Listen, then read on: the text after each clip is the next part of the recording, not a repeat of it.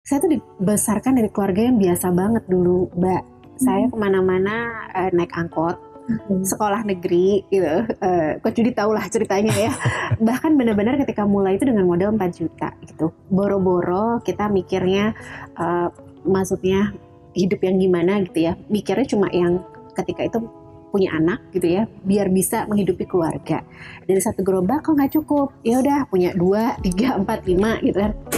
Tapi kok ngurusin sendiri outlet nih rasanya ya Allah adem panas gitu ya, rasanya kolesterol gitu kan. Karena ngurusin karyawan yang keluar masuk terus, kalau karyawan level gerobakan tuh kan Masya Allah ya Mbak, turnovernya tinggi gitu.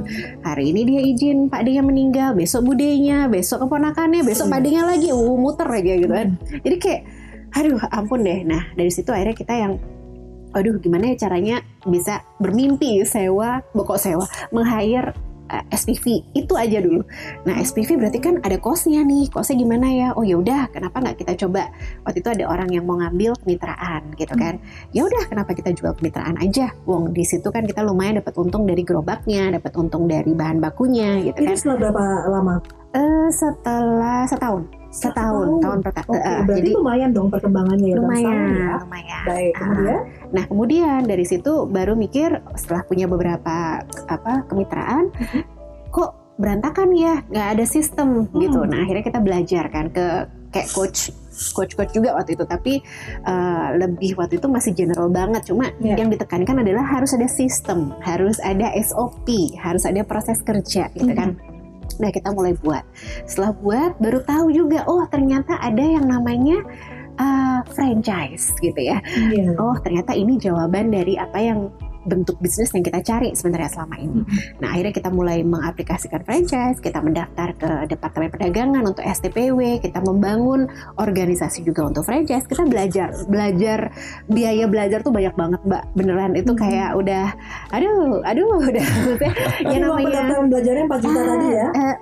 Lebih Mbak dalam perjalanannya itu hanya awal. Di awal kan itu uang gedung aja, gedung tahun pertama. Oke. Nah dari situ akhirnya benar-benar yang mikir, aduh gila jualan di pinggir jalan kok gini amat ya. Depan seberang sana ada orang lagi bangun ruko, aduh enak banget ya kayak punya ruko, hujan gak kehujanan, panas gak kepanasan, gak perlu narik dorong gerobak gitu kan.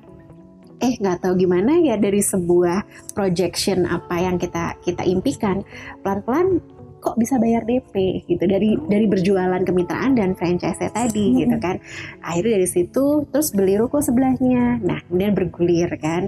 Nah dari sana terus kita mikir, aduh kalau di Surabaya kok kayaknya kayak kolam kecil ya gitu.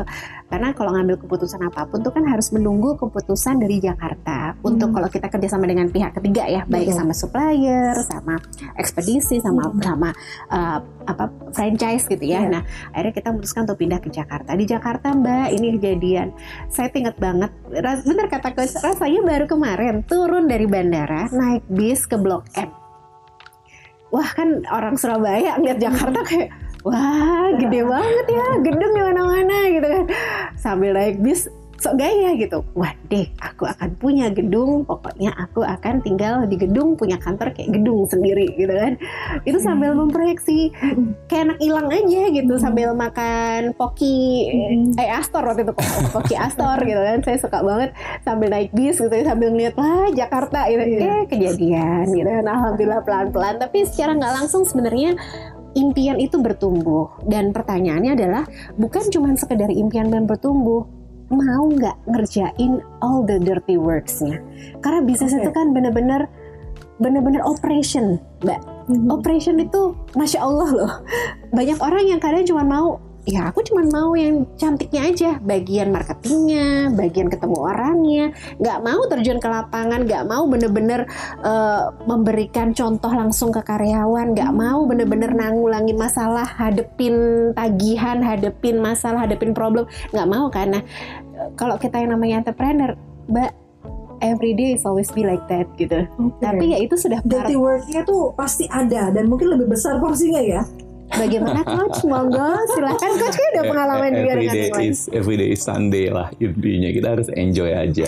Banyak orang yang bilang everyday is Monday, saya nggak suka itu karena kayaknya kalau Monday kan habis istirahat kemudian kita harus kerja kayak capek. Buat saya everyday is Sunday, everyday enjoy aja. Habis mau gimana, dirty apa enggak ya, nikmatin Ini kan itu harus jalan juga kehidupan ya. part of life, bagian hidup.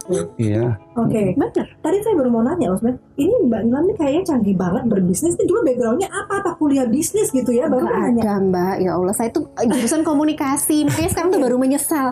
Dulu tuh kenapa ya pelajaran akuntansi kok aku nggak kemana gitu. Oke. Berarti memang belajar kan dari proses tadi. Proses ya. Mbak, ya. Wow, luar biasa. Coach, kita sebelum tutup ke segmen yang berikutnya.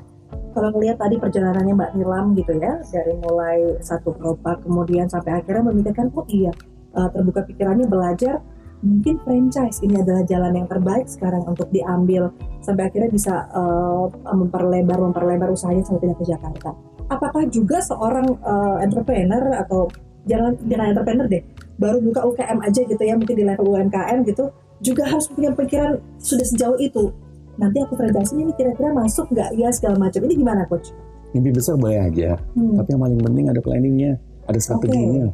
Dalam arti kata kalau kita mau ke langit nih, awal-awal kan kita mesti ke genteng dulu, gitu loh. Ya, jangan langsung tiba-tiba gimana cara mikir langit, sedangkan kita belum ada modal untuk beli pesawat terbang atau belum punya resources sama sekali. Kita mikir lah nyampe ke genteng dulu gimana caranya. Itu dulu step by step.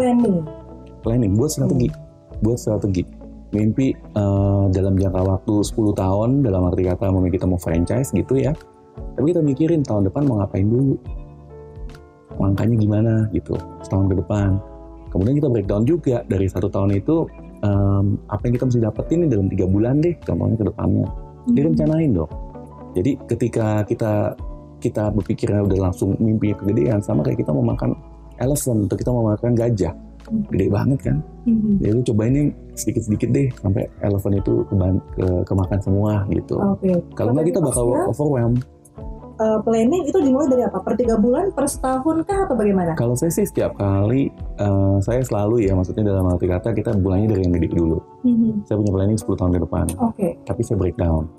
Dari 10 tahun itu saya punya planning jangka yang menengah 5 tahun. Dari 5 tahun saya punya planning setahun. Kemudian dari setahun itu setiap 90 hari, setiap 3 bulan itu saya ada reviewnya juga. Ya, dan sudah pasti setiap minggu kita ada meeting juga dengan tim. Gimana nih dalam 3 bulan kita tercapai nggak 3 bulan ini? Iya. Karena kan sebagai manusia kan kita harus bisa review, dan kadang pengusaha itu lupa nge-review. Iya, sedangkan situasi itu kan berubah, strategi harus ganti itu. Nah, itu dia, dinamis ya berarti ya. Iya.